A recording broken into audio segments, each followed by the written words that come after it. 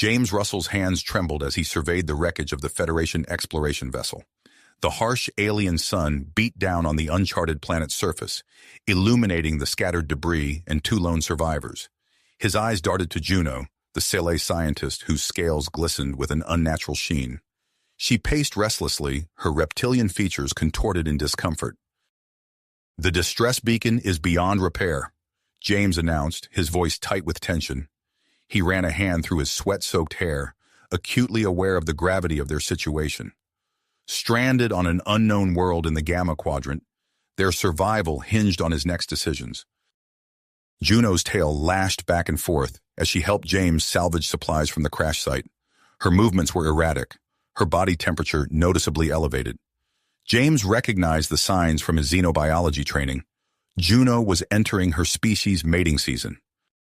As night fell, they established a makeshift camp near a freshwater source. James' mind raced, calculating their odds of survival. He knew the Sele's complex mating cycles all too well. Without sexual stimulation within 48 hours, Juno would slip into a potentially fatal coma-like state. The realization hit him like a punch to the gut. There were no other Sele on this planet. Their medical supplies were limited. James was the only one who could ensure Juno's survival. He swallowed hard, pushing aside his initial hesitation. The fate of his fellow crew member, and their chances of rescue, now rested on his ability to manually pleasure her. As James grappled with this unprecedented situation, a new threat emerged from the planet's hostile environment. Alien predators, drawn by Juno's intensifying pheromones, began to encroach on their camp. Shadows moved in the darkness beyond the firelight, accompanied by guttural growls. James gripped his makeshift weapon tightly, torn between defending their position and attending to Juno's deteriorating condition. Her scales now shimmered with an iridescent sheen, her breath coming in short, ragged gasps. Time was running out. James knew he had to overcome his limited knowledge of Sele anatomy and the cultural taboos surrounding interspecies intimacy. The survival of both depended on his ability to navigate this uncharted territory, both literally and figuratively. As the alien fauna drew closer and Juno's condition worsened, James steeled himself for the task ahead. He approached Juno, his heart pounding in his chest.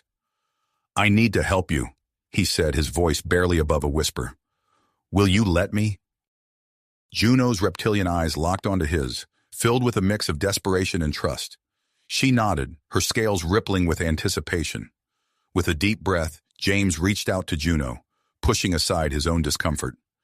As his hands made contact with her alien physiology, he silently prayed his actions would be enough to save her and give them both a chance at survival on this unforgiving world. James' fingers trembled as they made contact with Juno's scales. The alien texture sent a shiver down his spine, but he pushed his discomfort aside, focusing on the task at hand. "I'll do my best," he whispered, more to himself than to Juno. He began with gentle strokes along her sides, recalling his xenobiology training. Juno's body tensed at first, then gradually relaxed under his touch. Her scales rippled, the iridescent sheen intensifying. James concentrated on areas he remembered as sensitive for Sele physiology, noting Juno's reactions carefully. As he continued, Juno's breathing became more labored, her body temperature rising further. The air grew thick with an alien musk, her pheromones increasing in potency. James wiped sweat from his brow, the unfamiliar scent making his head spin. A low growl pierced the night air, sending James's heart racing. He reluctantly pulled away from Juno, grabbing his makeshift spear. In the dim light of their failing emergency lamp, he saw multiple pairs of glowing eyes approaching their camp. "Stay here," he ordered Juno, who could barely nod in response. James circled the perimeter, adrenaline coursing through his veins. The creatures emerged from the shadows, wolf-like beasts with fur that emitted an eerie bioluminescent glow. Their teeth gleamed in the darkness as they stalked closer, drawn by Juno's intensifying pheromones. With a shout, James lunged at the nearest beast, driving it back with his spear. He spun, barely avoiding the snapping jaws of another. The pack circled, looking for an opening. James fought desperately, his muscles burning with exertion. One of the creatures feinted left, then darted right. Its claws raked across James' left arm, tearing through his uniform and drawing blood. James bit back a cry of pain, using the momentum to drive his spear into the beast's flank. It yelped and retreated, the others following suit. Panting heavily, James stumbled back to Juno. His arm throbbed, blood seeping through the torn fabric. But one look at Juno's condition pushed his own discomfort aside. Her scales had taken on a feverish hue, her eyes glazed over. "No, no, no," James muttered, kneeling beside her. He placed a hand on her forehead, alarmed at the heat radiating from her body. The interruption had clearly worsened her condition. Time was running out. Ignoring the pain in his arm, James resumed his earlier ministrations with increased urgency. He focused intently on Juno's reactions, noting which touches seemed to elicit the strongest responses. Slowly, agonizingly, her breathing began to stabilize. Hours passed in a haze of repetitive motion and heightened tension. James's world narrowed to the feel of Juno's scales beneath his hands, the gradual normalization of her body temperature, the steady return of clarity to her eyes. As he worked, James became acutely aware of his own body's response to the prolonged intimate contact. A flush crept up his neck, his pulse quickening for reasons unrelated to fear or exertion. He gritted his teeth, forcing himself to focus solely on Juno's well-being. Finally, after what felt like an eternity, Juno's body shuddered. A low, keening sound escaped her throat as she arched upwards. James held his breath, watching as the unnatural sheen faded from her scales. With a soft sigh, Juno's eyes fluttered closed, her body relaxing into what appeared to be normal sleep. Exhaustion hit James like a physical blow. He sat back, his hands shaking from the strain. The reality of what had just transpired washed over him, bringing a complex mix of relief, embarrassment, and lingering arousal. Pushing aside his tumultuous emotions, James forced himself to his feet. He couldn't rest yet. The alien predators might return. Using salvaged components from the ship's wreckage, he cobbled together a crude perimeter alarm system. It wouldn't stop another attack, but at least it would give them warning. As the first hints of dawn colored the alien sky, James finally allowed himself to rest. He slumped against a piece of debris, his injured arm cradled against his chest. Sleep came swiftly, but it was far from peaceful. James awoke to find Juno already up and moving about the camp. She avoided his gaze, her movements stiff with what he interpreted as embarrassment. "Thank you," she said quietly, her reptilian features inscrutable. "For helping me." James nodded, unsure how to respond. "We should focus on improving our shelter," he said after a moment, grateful for the change of subject, "and finding a reliable food source." As they worked to fortify their camp, James noticed Juno pause, her head tilted in concentration. "Do you see that?" she asked, pointing to a formation in the distance. Squinting against the harsh sunlight, James made out the unmistakable angles of an artificial structure half buried in the alien landscape. "Is that a building?" Juno nodded slowly. "It appears to be some sort of ancient alien structure. It could provide better shelter, perhaps even technology to aid in our rescue." James frowned, considering the possibilities and the potential dangers. Before he could respond, a low rumble of thunder drew his attention to the horizon. Dark clouds were gathering, promising a violent storm. "We need to decide quickly," Juno said, her tail lashing with agitation. "Our current shelter won't withstand that storm." James looked between the approaching storm and the mysterious structure, weighing their options. The promise of better shelter and possible advanced technology was tempting, but the unknown risk gave him pause, and underlying it all was the knowledge that Juno's mating cycle would likely recur in the coming weeks, potentially requiring further intimate intervention. As the wind began to pick up, whipping debris around their makeshift camp, James realized they were out of time. They had to make a choice, and fast. James's decision was made for him as the first drops of rain began to fall, quickly intensifying into a torrential downpour. "We have to move," he shouted over the howling wind, grabbing Juno's arm. "That structure is our only chance." They scrambled to gather what supplies they could, the storm's fury escalating with each passing moment. Lightning cracked overhead, illuminating the treacherous path ahead. James and Juno sprinted towards the alien building, their feet slipping on the rain-slicked ground. A massive gust of wind nearly knocked them off their feet as they reached the structure's entrance. James threw his body against the ancient door, which grudgingly gave way. They tumbled inside, panting heavily as the storm raged behind them. As their eyes adjusted to the dim interior, the true scale of the building became apparent. What had seemed like a simple shelter from the outside revealed itself to be a vast complex, with corridors stretching far into the darkness. "This is incredible," Juno breathed, her scales glistening with rainwater. "It's far larger than I anticipated." James nodded, his mind already racing with possibilities.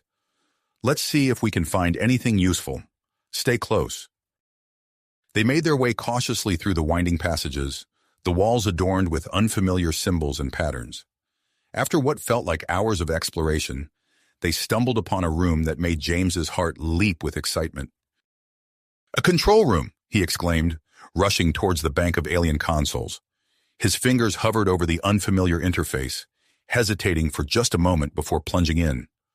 "I might be able to get some of these systems online." Juno watched anxiously as James worked, her tail twitching with nervous energy. Suddenly, the room hummed to life.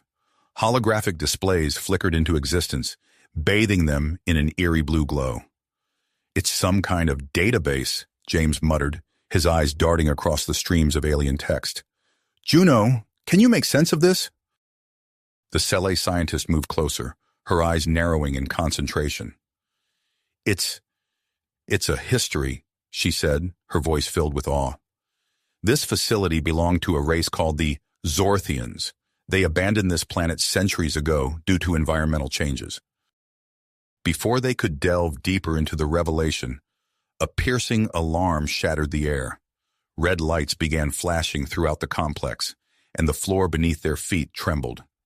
"We've triggered some kind of security system," James shouted, grabbing Juno's hand. "Run!" They bolted from the control room, narrowly avoiding a descending security barrier.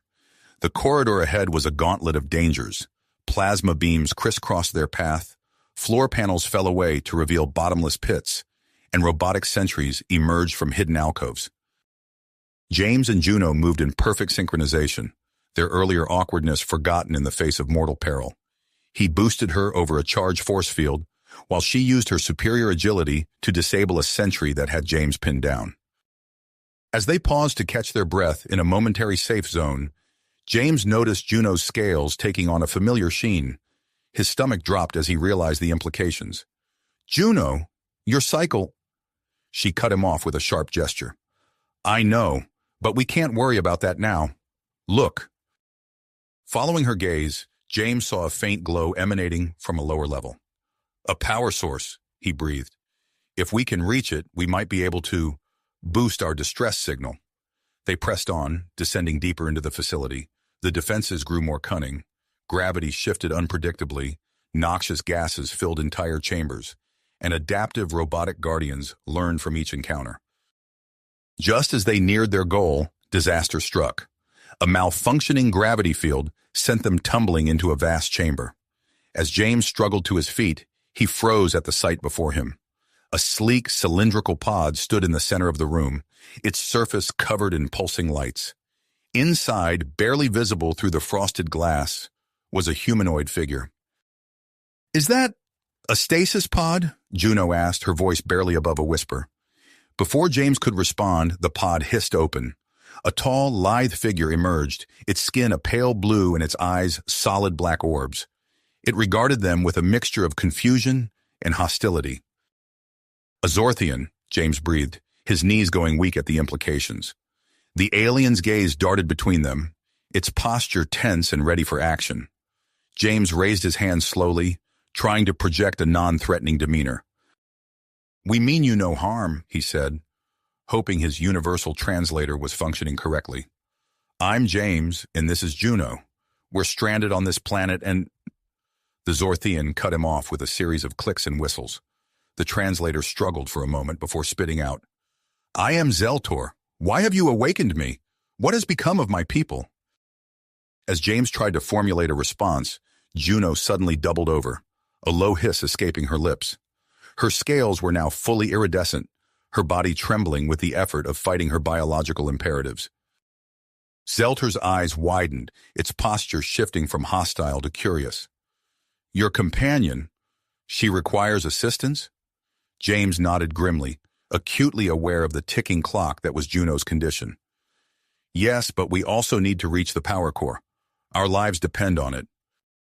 Alarms blared anew, and the chamber shook ominously. Dust and debris rained down from the ceiling, a stark reminder of the facility's instability. James found himself torn between three urgent needs: securing the power source, aiding Juno, and navigating the potential alliance or threat posed by Zeltor. As the facility groaned around them, he knew his next decision could mean the difference between survival and doom. And disaster. With a deep breath, James made his decision. "Zeltor, we need your help," he said, his voice steady despite the chaos around them. "But first, I have to tend to Juno." Without waiting for a response, James gently guided Juno to a nearby alcove, partially hidden from view. Her scales shimmered with an intensity that made his heart race, both from concern and a primal response he couldn't fully suppress. "I'm sorry," Juno whispered, her eyes clouded with pain and embarrassment. "The stress must have accelerated my cycle." James shook his head, pushing aside his own discomfort. "Don't apologize. Let me help you." With practiced movements born from their previous encounter, James began to stimulate Juno's scales. He focused on the areas he remembered being most effective, using firm circular motions. Juno's breathing quickened, her body arching into his touch. From the corner of his eye, James noticed Zeltor observing them with undisguised fascination. The Zorthian's head was tilted, its dark eyes unblinking. James felt a flush creep up his neck, but forced himself to concentrate on Juno's needs. As James worked, Zeltor moved towards the pulsing energy core. The alien's long fingers danced over the controls with a familiarity that spoke of intimate knowledge. Within moments, the alarm ceased, and the facility's tremors subsided. "I have stabilized the core and deactivated several defense protocols," Zeltor announced, its voice a melodic series of clicks and whistles, translated by their universal communicators. "We are safe for now." James nodded gratefully, his hands never stopping their ministrations on Juno's scales. He could feel the heat radiating from her body, beginning to normalize, her trembling subsiding. After what felt like hours but was likely only minutes, Juno's eyes cleared. She took a deep, shuddering breath and sat up straighter. "Thank you, James," she said softly, her gaze meeting his for a moment before darting away. With Juno's immediate crisis averted, they turned their attention to Zeltor. The Zorthian stood patiently, its posture conveying a mix of curiosity and caution. Juno, pushing aside her lingering embarrassment, addressed the alien. "Zeltor, we apologize for the intrusion. We're stranded on this planet and stumbled upon this facility by chance. Can you tell us more about your people and why you were in stasis?" Zeltor's skin rippled, a gesture James interpreted as thoughtful. "My team and I were studying the planet's rapidly changing ecosystem," the alien explained. "We developed terraforming technology that could potentially restore habitability, but the changes accelerated faster than anticipated. I was placed in stasis while the others sought help." James' mind raced with the implications. This terraforming technology, could it help us survive here? Zeltor nodded, a surprisingly human gesture. "Potentially, yes, but it's secured in a vault deep within the facility. Accessing it would be dangerous." Before they could discuss further, a console near James lit up. He rushed over, his heart leaping as he recognized the communications array. "The power boost must have activated this," he muttered, fingers flying over the controls. "I might be able to strengthen our distress signal." As James worked, Juno and Zeltor continued their exchange of information.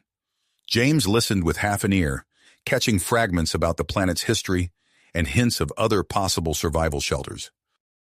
Suddenly, a piercing alarm cut through the air. James's stomach dropped as he read the warning flashing across the screen. "We've got a problem," he announced grimly. "A massive solar flare is heading our way. It'll knock out our communications and might even compromise the facility's shielding." Zeltor's skin paled to a lighter shade of blue. "The flare's magnitude exceeds any in our recorded history. Our current defenses may be insufficient. Juno's tail lashed anxiously. What are our options? Zeltor hesitated before responding. The terraforming technology could potentially create an atmospheric shield, but reaching the vault would be perilous. The facility's remaining defenses are unstable and unpredictable. James ran a hand through his hair, mind racing. What if we reroute power from non-essential systems to boost the facility's shielding? It would buy us time, but we'd lose access to most of the archived data, and it might damage the communications array. The trio exchanged glances, each weighing the risks and benefits of their limited options. The facility groaned around them, a stark reminder of the ticking clock they faced. We need to decide quickly, Juno said, her scales still shimmering faintly. That flare won't wait for us to debate. James nodded, his eyebrows furrowed. All right, let's split up. Zeltor, you know this facility best. Can you guide us through rerouting the power? The Zorthian's skin rippled in agreement. Yes, but we must hurry. The flare's electromagnetic interference will soon make navigation treacherous. As if on cue, a nearby panel exploded in a shower of sparks. The floor beneath their feet trembled, and the lights flickered ominously.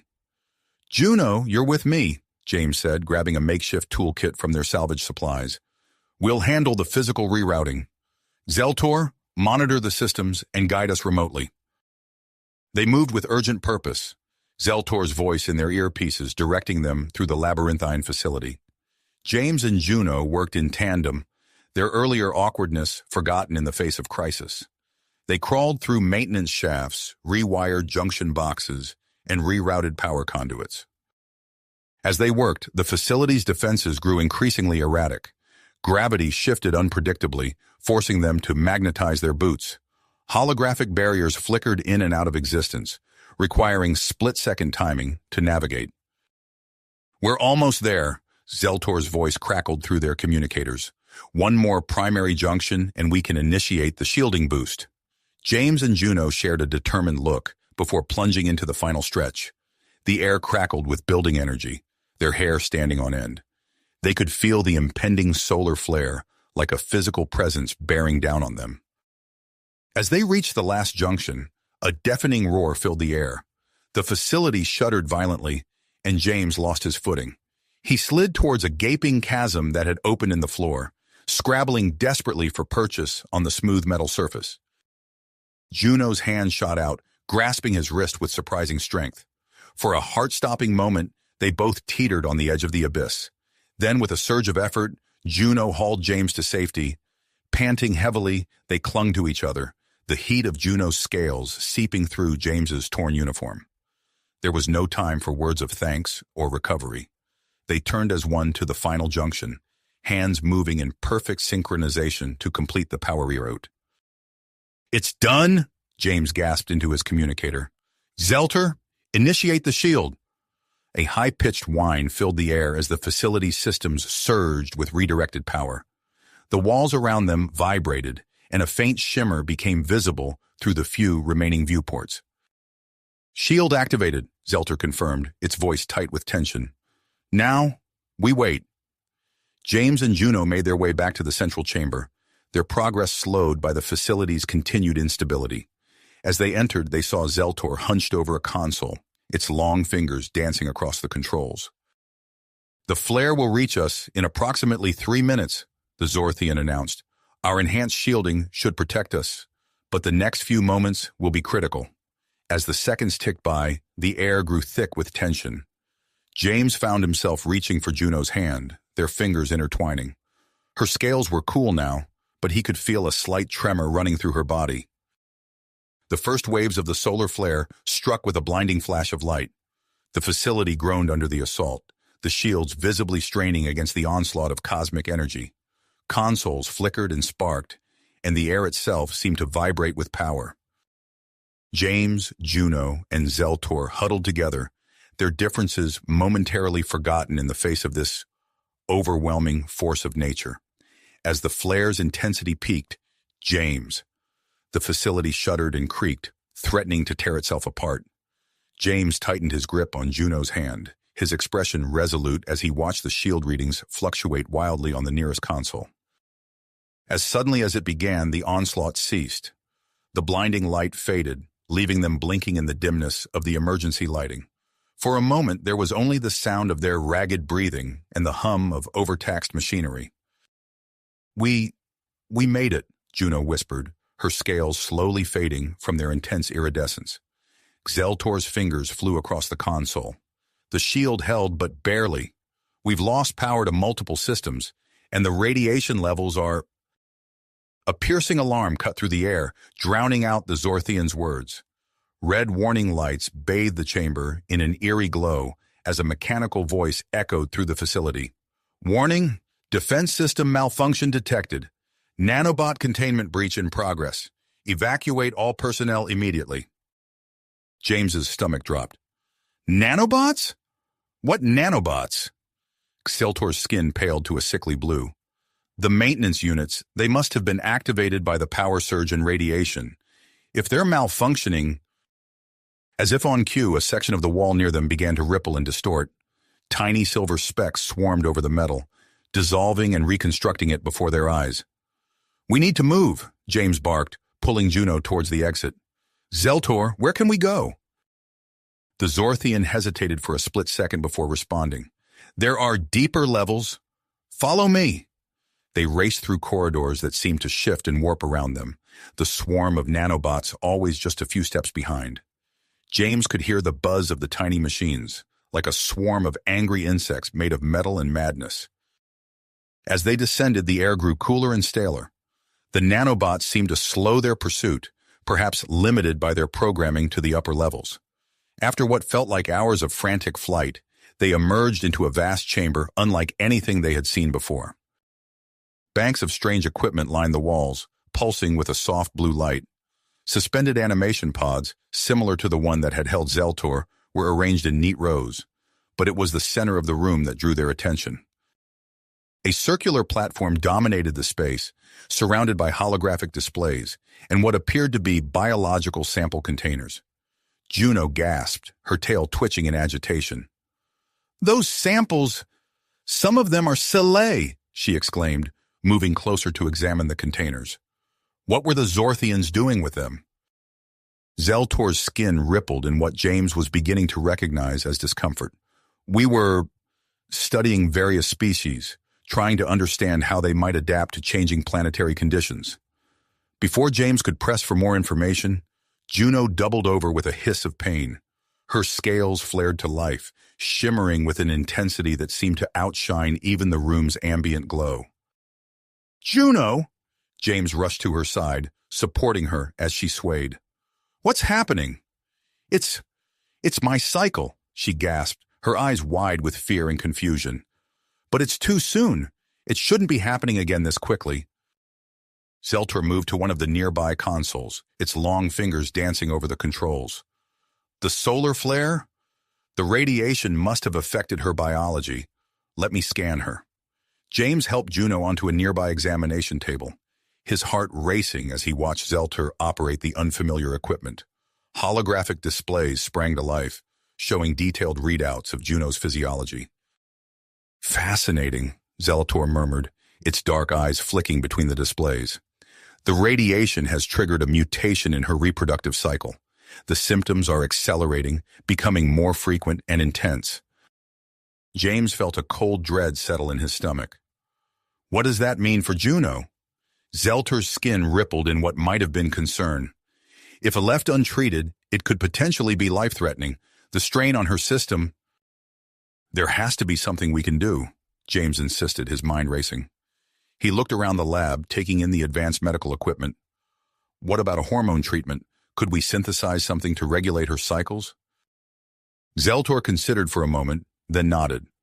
Possible, yes, but we would need specific biological compounds. Compounds found only in certain plants on the planet's surface. As if in response to this new complication, the facility shuddered around them. A nearby console lit up with urgent warnings. A storm, Zeltor announced, its voice tight. A massive atmospheric disturbance, likely triggered by the solar flare. It's bearing down on the surface above us. James ran a hand through his hair, frustration and worry etching lines on his face.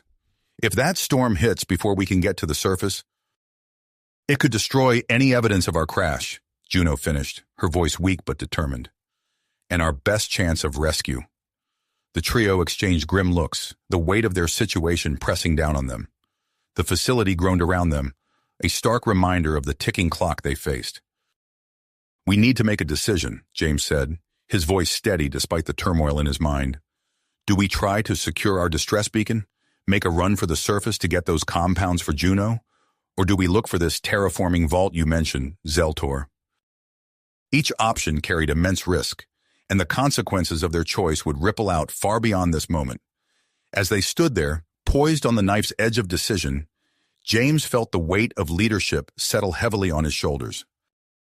The fate of their small group, and perhaps even the planet itself, hung in the balance. Whatever path they chose, there would be no turning back. With a deep breath, James made his decision. We need to prioritize Juno's health, he said firmly. If we don't address her condition now, she might not survive long enough for rescue to matter.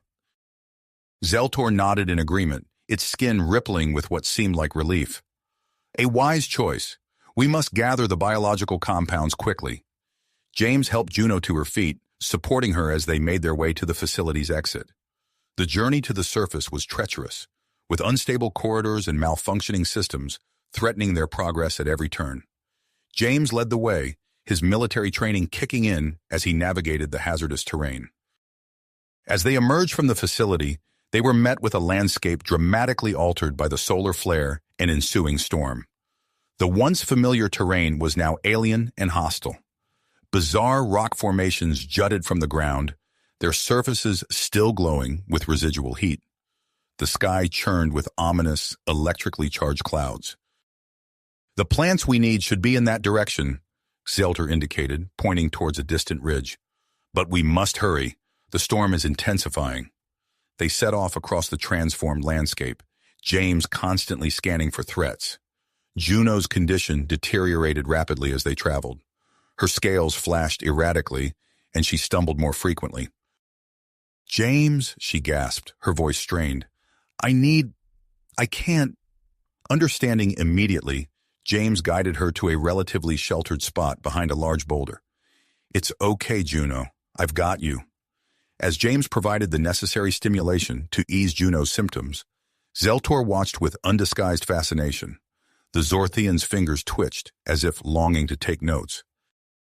Zeltor, keep watch, James ordered, noticing the alien's distraction. With Juno temporarily stabilized, they pressed on.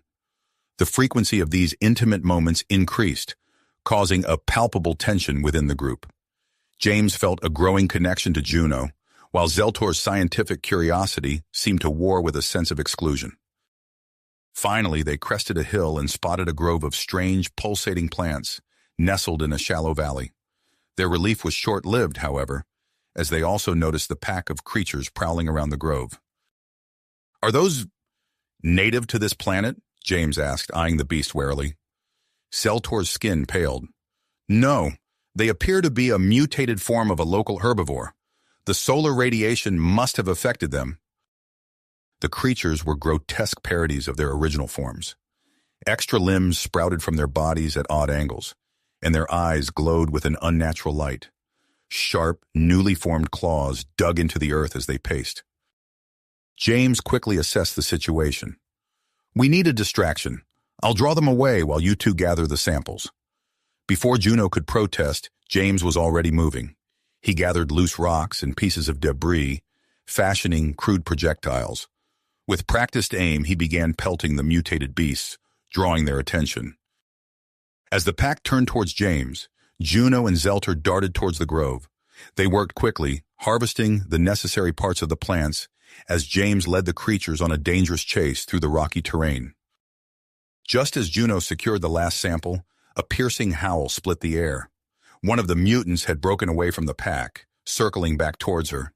James sprinted towards Juno, his heart pounding. "Juno, look out!" he shouted, throwing himself between her and the lunging creature. Pain exploded across James's back as the beast's claws tore through his uniform. He grappled with the mutant, using all his strength to keep its snapping jaws away from his face. With a surge of adrenaline, he managed to grab a jagged rock and smash it against the creature's misshapen skull. The beast fell limp and James stumbled back, panting heavily. Juno caught him, her scales pulsing with a mix of fear and gratitude.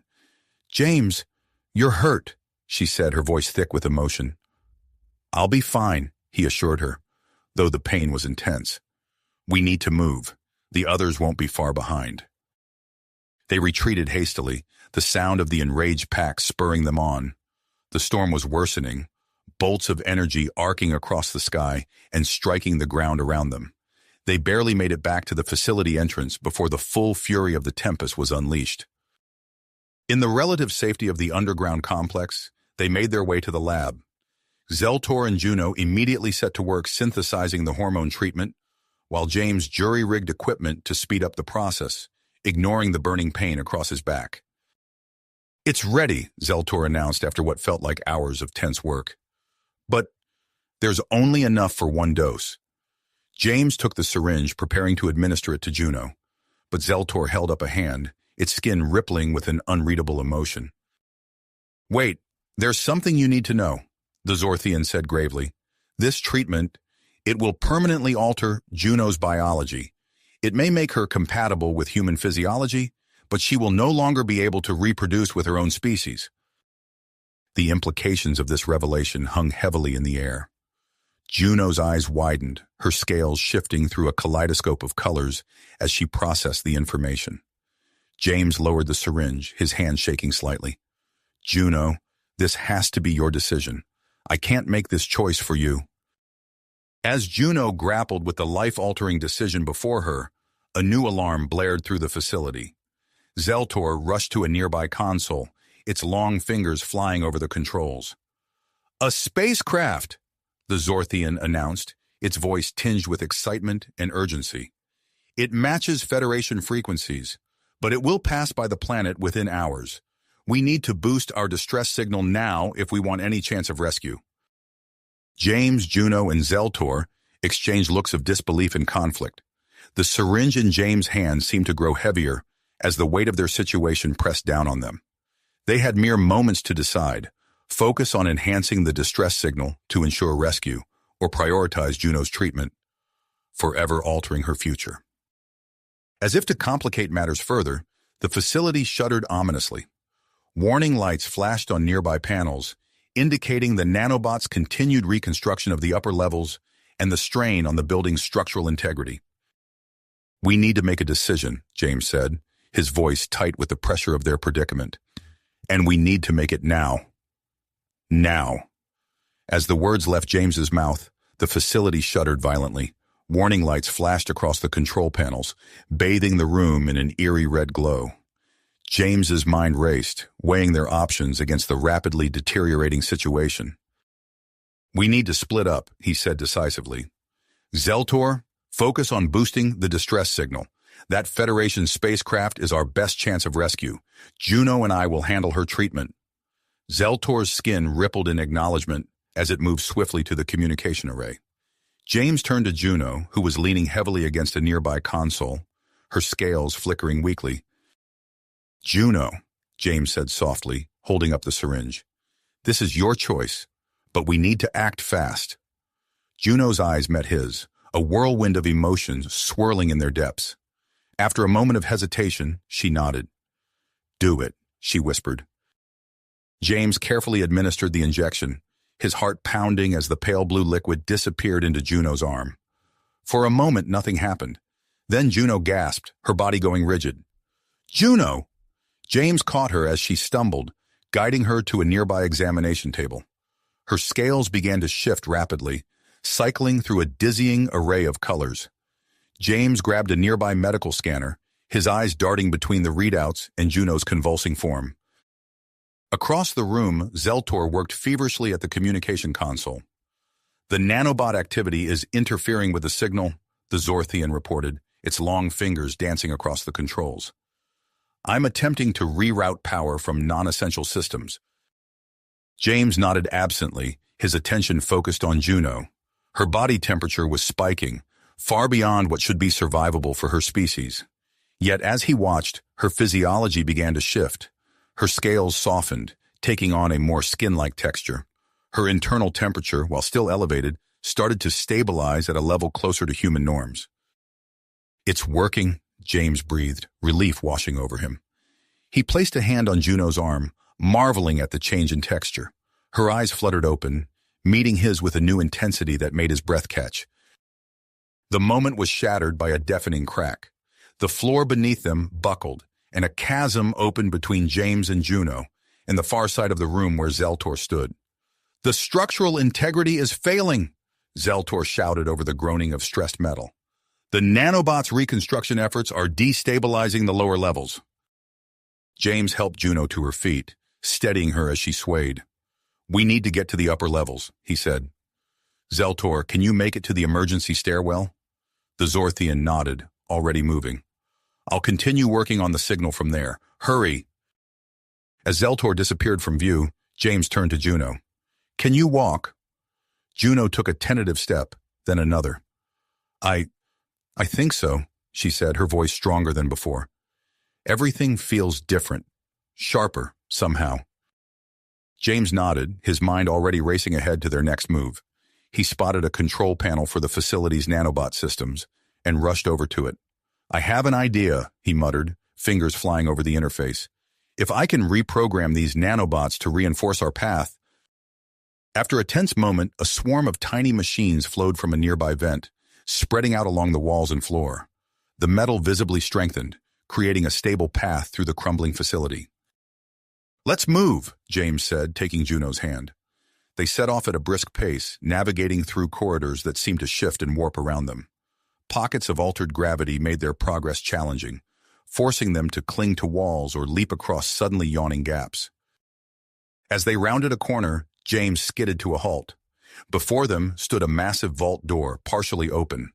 Inside, row upon row of advanced weaponry gleamed in the emergency lighting. "An armory," James breathed, his military training kicking in as he assessed the cache.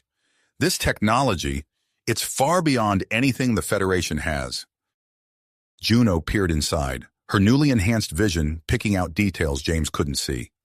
"James," she said, her voice tight, "if the wrong people got their hands on this—" James nodded grimly. "It could shift the balance of power in the entire galaxy." He grabbed a couple of the smaller weapons, handing one to Juno. "We might need these. Come on, we need to reach Zeltor." As they continued their ascent, James couldn't help but notice the changes in Juno. Her movements were more fluid, her reactions quicker. The physical attraction between them, already strong before, now seemed to crackle with newfound intensity. They emerged into the upper levels to find chaos. Zeltor was backed into a corner, fending off a swarm of malfunctioning defense drones with a piece of broken equipment. The machines, their sensors glowing an angry red, fired indiscriminately at organic targets. "James! Juno!" Zeltor called out. "The nanobots have corrupted their programming." Without hesitation, James raised his appropriated weapon and fired. The energy blast tore through 3 drones, sending them crashing to the floor. Beside him, Juno moved with preternatural grace, her enhanced reflexes allowing her to dodge incoming fire while picking off drones with deadly accuracy. Working together, they carved a path through the swarm, eventually reaching Zeltor's position. The Zorthian looked at them with a mixture of relief and scientific curiosity. "The signal?"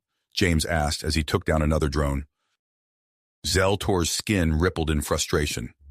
"Boosted, but the Federation ship has altered course. We need to extend the range further if we hope to reach them." As the last drone fell, a new alarm blared through the facility. Holographic displays flickered to life around them, showing a stylized face that James assumed was the facility's AI. "Attention," the AI intoned, its voice cold and emotionless.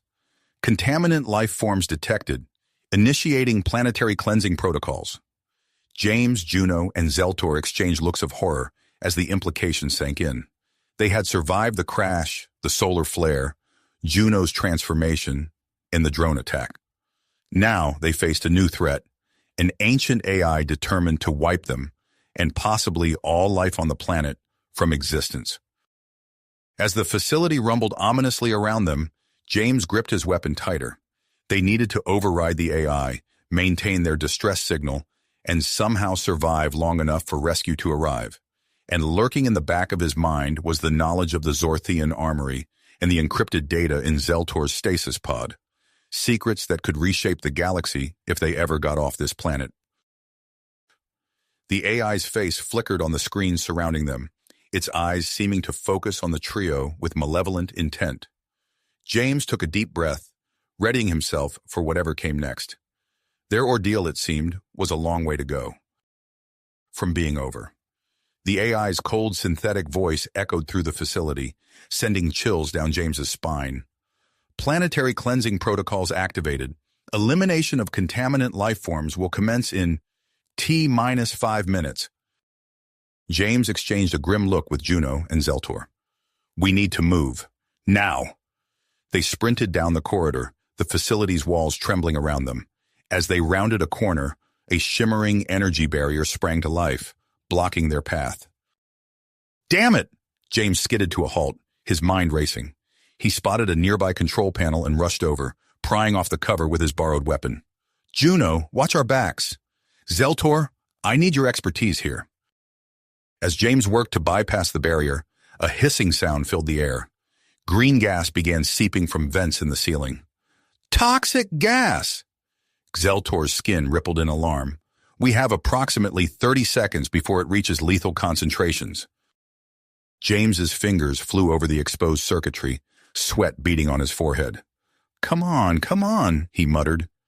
Just as the gas reached their feet, the energy barrier flickered and died. Go! James shouted, ushering his companions through. They ran, lungs burning, narrowly escaping the gas cloud. As they entered a large chamber, robotic sentries emerged from hidden alcoves, their weapons trained on the trio. James! Juno called out, her voice tinged with panic and exertion. He turned to see her leap with inhuman grace, sailing over a sentry's head. Her hand brushed against a control panel mid-jump, and suddenly the robot powered down. James's eyes widened. Juno, how did you... I don't know, she replied, looking at her hand in wonder. I just felt it. Your transformation, Zeltor interjected, dodging a plasma bolt. It must have granted you some ability to interface with our technology. James's mind raced with possibilities. Juno, see if you can disable the rest of them. Zeltor, we need to reach the AI core. Can you guide us? The Zorthian nodded, its skin pulsing with drive. This way! They fought their way through the facility, Juno's newfound abilities proving invaluable in bypassing security systems. James marveled at her fluid movements, a strange mix of pride and attraction swelling in his chest. As they descended deeper into the facility's heart, Zeltor worked furiously on a handheld device. I've decrypted part of the data from my stasis pod, it announced. James, you need to see this. James glanced at the screen, his eyes widening as he absorbed the information. Planet-wide terraforming? In days. That's impossible. Not impossible, Zeltor corrected, but incredibly dangerous if misused. A violent tremor shook the facility, nearly knocking them off their feet. Cracks spiderwebbed across the walls, and in the distance they heard the roar of collapsing structures. The planet's crust is destabilizing, Zeltor said, its voice tight with urgency. We must hurry. They reached the AI core, a vast chamber humming with energy. Holographic displays flickered around a central pillar of light, the AI's face watching their every move. Contaminants detected in core chamber, the AI intoned, increasing countermeasures. Energy beams lanced out from the walls, forcing the team to duck and weave. James rolled behind a console, his mind racing. Juno, can you distract it? Zeltor, help me create a backdoor into its systems. Juno nodded, her eyes gleaming with newfound confidence. She darted across the room, her movements a blur as she interfaced with panel after panel, keeping the AI's defenses occupied. James and Zeltor worked feverishly, their fingers flying over holographic interfaces. Sweat dripped down James's face as he navigated the alien code, relying on Zeltor's guidance to make sense of the complex systems. "James," Juno called out, her voice strained. "Whatever you're going to do, do it fast. I can't keep this up much longer." With a final command, James breached the AI's core programming. The facility shuddered, and for a moment, everything went dark. Then the lights flickered back to life. The AI's face appeared on the main screen, its expression now neutral. Cleansing protocols overridden, awaiting new directives. A collective sigh of relief filled the chamber, but their reprieve was short-lived as a new alarm blared. "Warning, facility self-destruct sequence initiated. Time to detonation, 15 minutes. James cursed under his breath. "We need to get back to the communication center. It's our only chance to contact that Federation ship." As they raced through the crumbling facility, Zeltor's device beeped.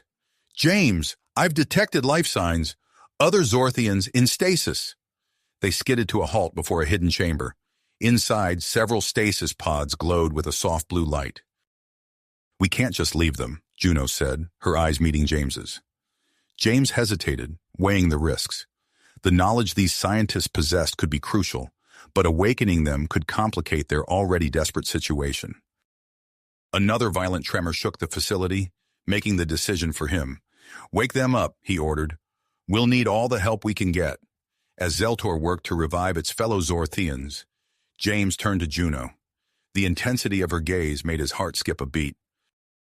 "James," she said softly, taking his hand, "whatever happens, I'm glad it's you I'm with." He squeezed her hand, 1,000 unspoken words passing between them. "We're getting out of this, Juno. Together." The stasis pods hissed open, and disoriented Zorthian scientists stumbled out. As Zeltor quickly briefed them on the situation, James checked his makeshift weapon and surveyed their ragtag group. "All right," he said, his voice carrying the weight of command. "Let's move. We've got a distress signal to send and a planet to save."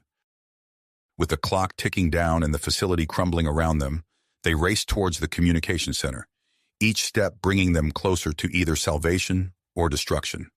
Oblivion.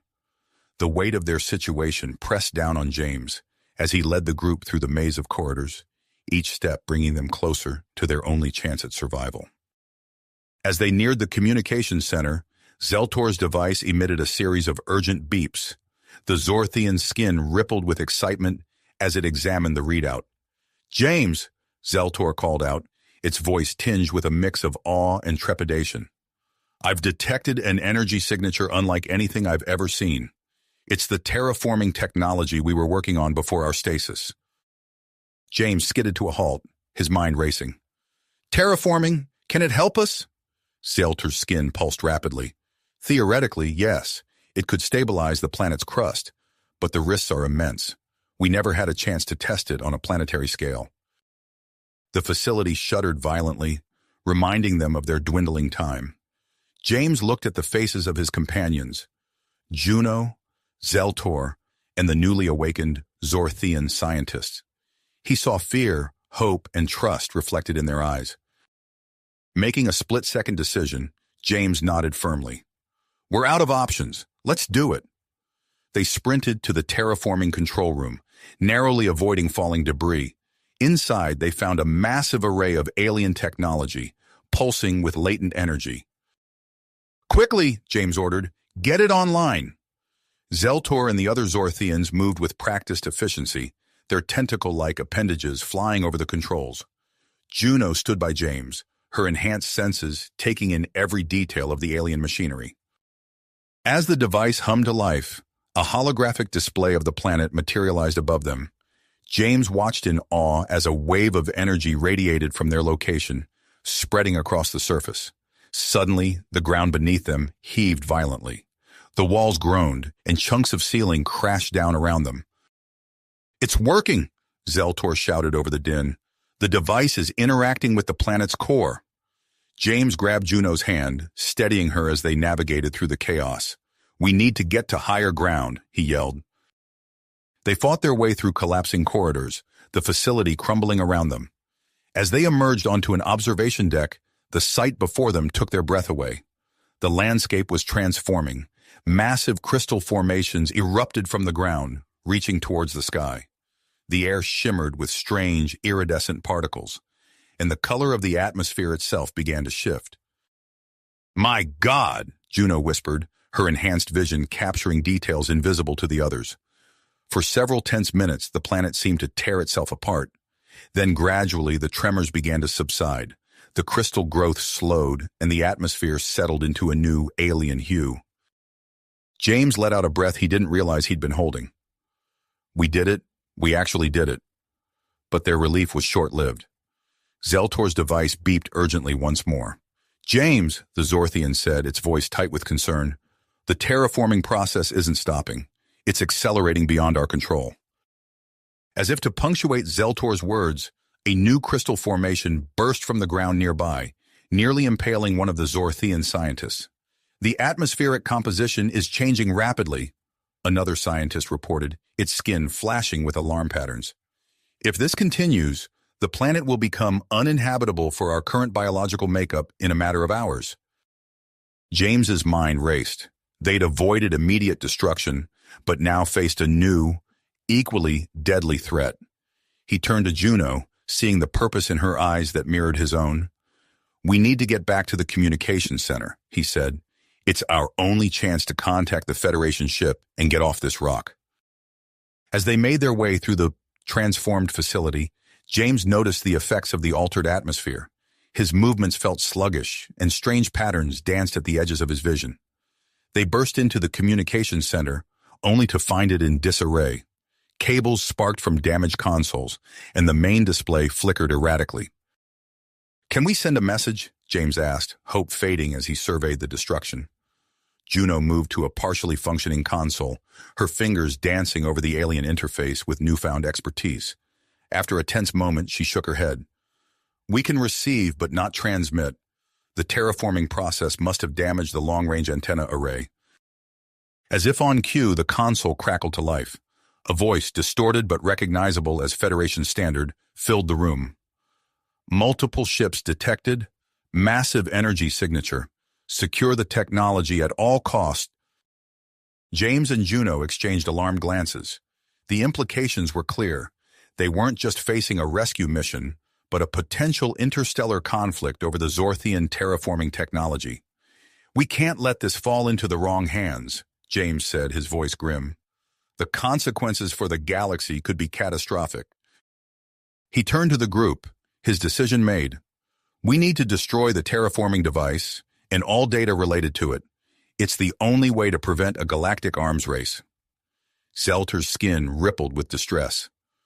"But that would strand us here, on a planet that's becoming more uninhabitable by the minute, James nodded, the weight of his decision evident in his eyes. "I know, but we don't have a choice." As James began to outline his plan to overload the facility's reactor, Juno's eyes widened. Her hand shot out, grabbing his arm. "Wait," she said, her voice urgent. "I think I've found something." Her fingers flew over the console, navigating through layers of alien code with inhuman speed. A new schematic appeared on the screen, complex and barely comprehensible. "There's a hidden protocol within the terraforming device," Juno explained, her voice tight with concentration. I think it might be able to reverse the process." Hope surged through James, tempered by caution. The sound of distant explosions reminded them of the approaching ships and their dwindling time. He looked at Juno, then at Zeltor and the other scientists. Outside, the alien landscape continued to transform. Crystal structures now encroaching on the facility itself. The air grew thicker with shimmering particles, affecting their perception and movements. James stood at the crossroads of a monumental decision. Destroy the facility and the technology, or risk everything on an untested reversal protocol. The fate of not just their small group, but potentially the entire galaxy, hung in the balance. As sections of the facility began to collapse around them, and the reactor's overload sequence ticked closer to the point of no return, James steeled himself to make the choice that would shape the future of interstellar relations and the balance of power across known space. Space. James took a deep breath, his mind racing through the possibilities. The weight of his decision pressed down on him, but a spark of hope ignited in his chest. Juno, he said, his voice filled with renewed drive.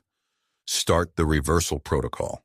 It's our best shot at saving this planet and ourselves. And Juno nodded, her fingers flying over the alien interface with uncanny precision. The console hummed to life, displays flickering with streams of complex data. Zeltor, James called out, I need you and your team to stabilize the reactor. Buy us as much time as you can. The Zorthian scientist's skin rippled with acknowledgement as it quickly organized the other scientists. They rushed to the reactor control room, their tentacle-like appendages working in perfect synchronization. James turned his attention back to Juno, watching in awe as she navigated the labyrinthine Zorthian code. Sweat beaded on her forehead, her enhanced mind pushing its limits to comprehend and manipulate the alien technology. I've got it, she announced, her eyes fixed on the screen. Initiating reversal process now. The facility shuddered as a massive pulse of energy surged through its systems. Outside, the alien landscape began to shift. Crystal formations receded, their ethereal glow diminishing. The shimmering particles in the air thinned, the atmosphere gradually returning to its original composition. It's working, James breathed, a mix of relief and disbelief in his voice. Their moment of triumph was short-lived. A violent tremor shook the building, sending debris raining down around them. Juno stumbled, and James caught her, steadying her against his chest. The facility can't handle the strain, Juno said, her eyes wide with concern. We need to do something or it'll tear itself apart before the process is complete. James' mind raced. He glanced at the readouts, noting the approaching ships. An idea struck him. We need to hide, he said. Juno, can you use the terraforming device to mask our location? Create false energy signatures across the planet's surface? Juno's eyes lit up with understanding. Brilliant, I'm on it. As Juno worked her magic, James coordinated with Zeltor via their makeshift communicators.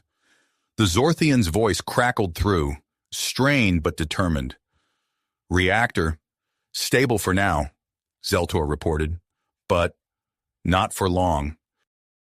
James grimaced. They were running out of time. Suddenly, one of the Zorthian scientists burst into the room, its skin flashing with urgent patterns. James, I am Zara. There is something you must know. We have a hidden hangar with an emergency evacuation ship. Hope surged through James, tempered by caution. Where is it? Zara's skin rippled anxiously. In the most unstable part of the facility, it will be dangerous to reach. James weighed their options quickly. Zara, take half the team and secure that ship. The rest of us will stay here to manage the terraforming reversal and maintain our deception.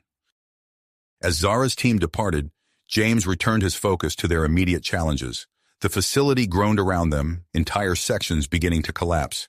James, Juno called out, her voice tight with urgency. The reactor's reaching critical levels. If it blows, it'll undo everything we've accomplished. James's mind raced, considering their options. His eyes fell on a schematic of the facility's layout, and an audacious plan formed. We need to jettison the reactor core, he announced. It's our only chance. Working together, James and Juno initiated the complex sequence to detach the reactor core from the facility's main systems. The process was grueling, requiring split-second timing and precise calculations. Now, James shouted as the final sequence engaged. The facility shuddered violently as the reactor core launched high into the atmosphere. Moments later, a brilliant flash lit up the sky, followed by a thunderous boom that shook the ground beneath their feet. Electromagnetic pulse detected, Juno reported, her eyes scanning the readouts. The approaching ships are temporarily disabled.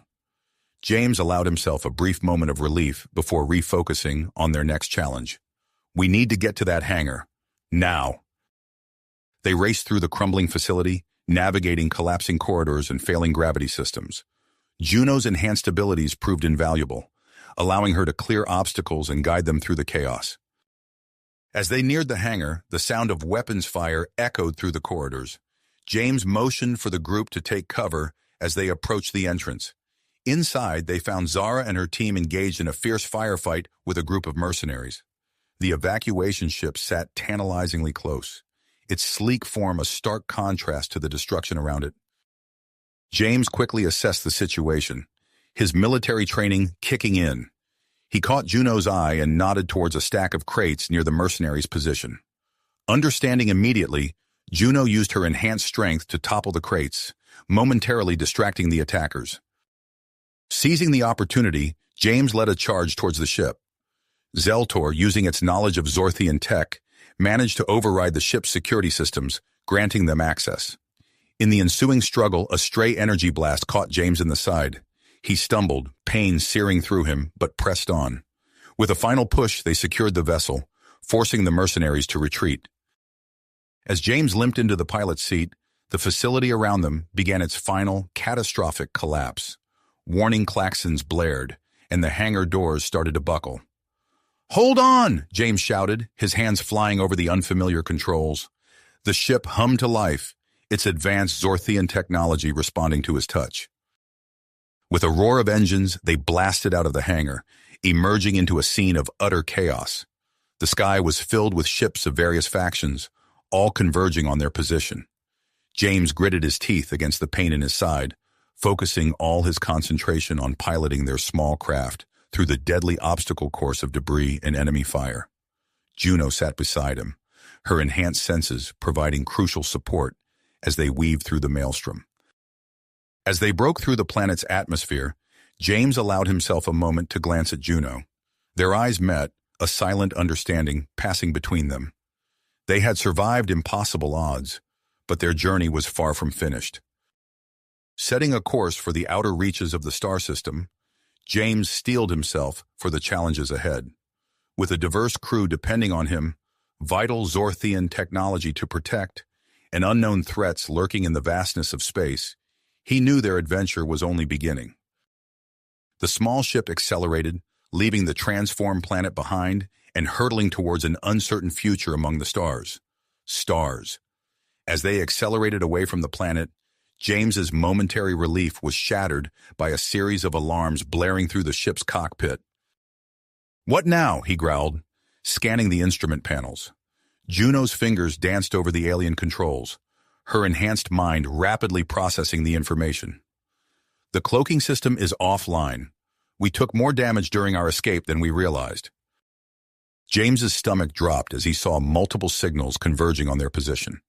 The skies around them were filled with ships of various factions, all drawn by the promise of Zorthian technology. "We can't outrun them all," James muttered, his mind racing. Then an idea struck him. "We're going back in." "What?" Zeltor exclaimed, its skin rippling with alarm. Without explanation, James banked the ship hard, diving back towards the planet's atmosphere. The vessel shuddered as it hit the outer layers, friction building against the hull. "James, what are you doing?" Juno asked, gripping her seat as turbulence rocked the ship. "Using the planet's atmosphere and electromagnetic interference to mask our signature," he explained through gritted teeth, fighting to maintain control of the craft. "It's our only chance to lose them." The ship groaned under the stress of re-entry, warning lights flashing across every console. James could feel the controls threatening to slip from his grasp as they plummeted through layers of turbulent air. "Hull integrity at 62% and falling," Juno reported, her voice tight with concentration. "We can't take much more of this." James watched in horror as hairline fractures began to appear in the view screen. Then Juno's hands blurred over the controls, interfacing directly with the ship's systems in a way that seemed almost instinctual. "Rerouting power to structural integrity field," she announced.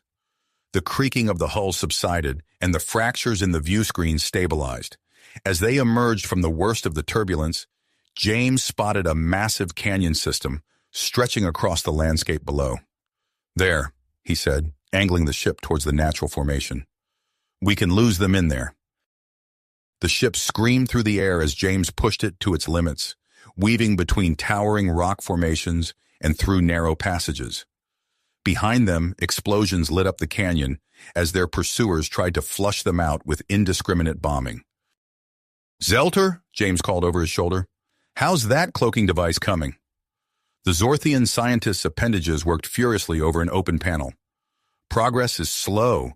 The damage is extensive." James's mind raced, searching for a solution. His eyes fell on a massive waterfall, cascading down the canyon wall ahead.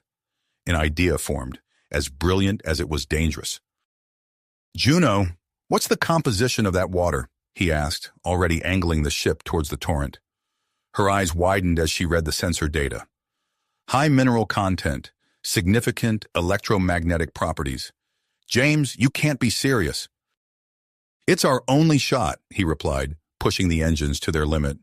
"The water's natural EM field combined with the power surge from our shields should give Zeltor the boost he needs." As they approached the waterfall, alarms blared throughout the ship. James could feel the entire vessel vibrating, straining against the forces, threatening to tear it apart. "Brace for impact!" he shouted. The ship plunged into the wall of water. For a heart-stopping moment, James thought they might not survive the impact. Then Juno's hands flew over the controls, her enhanced mind working in perfect synchronization with the ship's systems. "Synchronizing shields with the water's EM field," she announced. A bubble of energy formed around the ship, protecting it from the worst of the impact. They burst through the other side of the waterfall, drenched but intact. "Now, Zeltor!" James yelled. The Zorthian scientist activated the repaired cloaking device. It sputtered for a moment, then hummed to life, rendering them invisible to both visual and sensor detection. James let out a breath he didn't realize he'd been holding. "Status report. Cloaking device operational," Zeltor reported, its skin pulsing with a mix of relief and exhaustion. "No signs of pursuit," Juno added, scanning the sensors. "I think we lost them." James nodded, allowing himself a small smile. "Good work, everyone. Now let's find somewhere to set down and make repairs. We're not out of this yet." As he guided the ship towards a hidden cave system he'd spotted during their frantic flight, James couldn't shake the feeling that their adventure was just the beginning. With a damaged ship, valuable Zorthian technology in their possession, and multiple factions hunting them, the challenges ahead seemed more daunting than ever. But as he glanced at Juno, seeing the drive in her eyes and felt the united presence of their unlikely crew behind him, James knew they had a fighting chance. Whatever came next, they would face it together. Together. For now, they needed to focus on their immediate survival. As James guided the ship deeper into the cave system, his mind raced with possibilities. They couldn't stay hidden forever, but they needed time to regroup and plan their next move. He glanced at Juno, her face illuminated by the soft glow of the control panel. "We need a way to throw them off our trail permanently," James said, his voice low and determined. "Something that will buy us enough time to escape this system." Juno's eyes lit up with an idea. "The Zorthian archives," she whispered. "What if we use them as a distraction?" James raised an eyebrow, intrigued. "Go on?" "We could broadcast a carefully edited version of the archives," Juno explained, her fingers dancing over the controls as she pulled up the data. "Give them enough tantalizing technological information to keep them occupied, but not enough to cause real harm." Zeltor, who had been listening intently, chimed in. "It could work. We have the expertise to package the data in a way that would be irresistible to the various factions." James nodded, a plan forming in his mind. "Let's do it. We'll need everyone's help to pull this off." The next few hours were a flurry of activity as the team worked to prepare the data package. James and Juno worked side by side, their movements in perfect sync as they sifted through the vast stores of Zorthian knowledge. As they worked, James couldn't help but notice the growing tension between them, an electric current that seemed to pulse with every accidental touch or shared glance. Finally, the package was ready. James took a deep breath, his hand hovering over the broadcast controls. "Here goes nothing," he murmured, and initiated the transmission. The effect was almost immediate. The cave's sensors lit up with activity as the approaching ships scrambled to download and decipher the data. Chaos erupted among the fleet, with vessels breaking formation and jockeying for position to get better reception. "Now's our chance," James announced, his hands flying over the controls. The ship hummed to life, lifting off from the cave floor. "Hold on, everyone. This might get rough." They burst from the cave entrance, immediately weaving through the disorganized fleet. James's piloting skills were put to the test as he navigated the treacherous field of distracted ships, narrowly avoiding collisions and stray weapons fire. As they cleared the planet's atmosphere, James allowed himself a moment of relief. But it was short-lived. A sleek black vessel broke away from the chaos, its engines flaring as it gave chase. "Federation Black Ops," Juno hissed, recognizing the ship's design. "They're more interested in us than the data." James gritted his teeth, pushing their Zorthian vessel to its limits. They streaked towards the system's asteroid belt, the Federation ship hot on their heels. As they entered the dense field of space rocks, James's world narrowed to a series of split-second decisions, each maneuver a dance between life and death. Suddenly, Juno let out a gasp, her body tensing beside him. James spared her a glance and saw her eyes wide, pupils dilated. Her mating cycle was intensifying again, the stress of their situation amplifying its effects. "Zelter," James called out, his voice strained. "Take the controls. I need to help Juno." The Zorthian scientist slid into place as James guided Juno to a small alcove in the ship's interior. As soon as they were out of sight, Juno pulled James close, her body trembling with need. Their coupling was frantic and intense, the ship's erratic movements adding to the urgency of their connection. As they moved together, James felt something change. It was as if the very air around them was charged with energy. The ship's systems began to pulse in time with their movements, responding to their combined bioelectric signatures. Sensing the change, James reluctantly pulled away from Juno. "Something's happening with the ship," he gasped. "We need to get back to the cockpit." They rushed back, bodies still intertwined, just as a particularly large asteroid loomed in their path. Without thinking, James and Juno reached for the controls together. Their synchronized movements guided the ship through an impossibly tight turn, narrowly avoiding the collision.